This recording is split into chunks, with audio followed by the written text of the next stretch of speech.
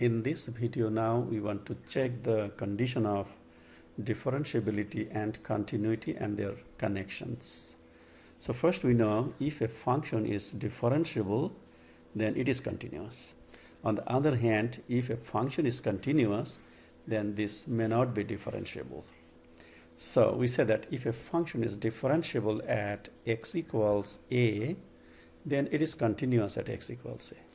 If a function is continuous at x equals a, then it may not be differentiable at x equals a. We have many examples we will discuss later in our next video. Three cases of non-differentiability. Point of discontinuity. If we have a function with a point of discontinuity, then the function is not differentiable at that point. If a function has a vertical tangency or a cusp, then that function is not differentiable at that point.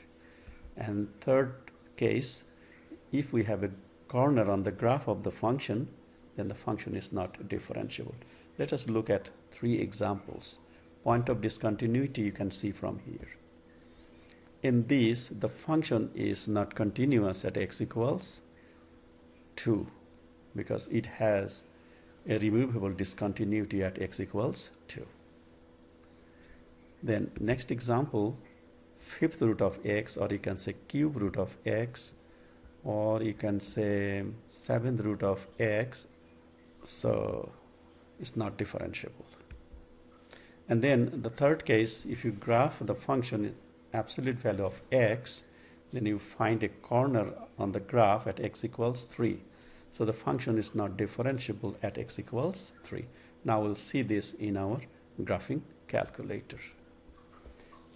So we have our three functions. The first one is x squared minus 4 over x minus 2.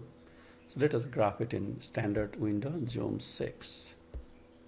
If we factor these, we get x minus 2 times x plus 2 over x minus 2. So x minus 2 cancelled out. That's why we say that it is not continuous at x equals 2. So when you trace it at 2, you see that the function is undefined.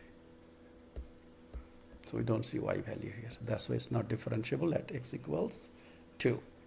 So the next example, we deselect our function and go to the next one, select it so that we can see the graph.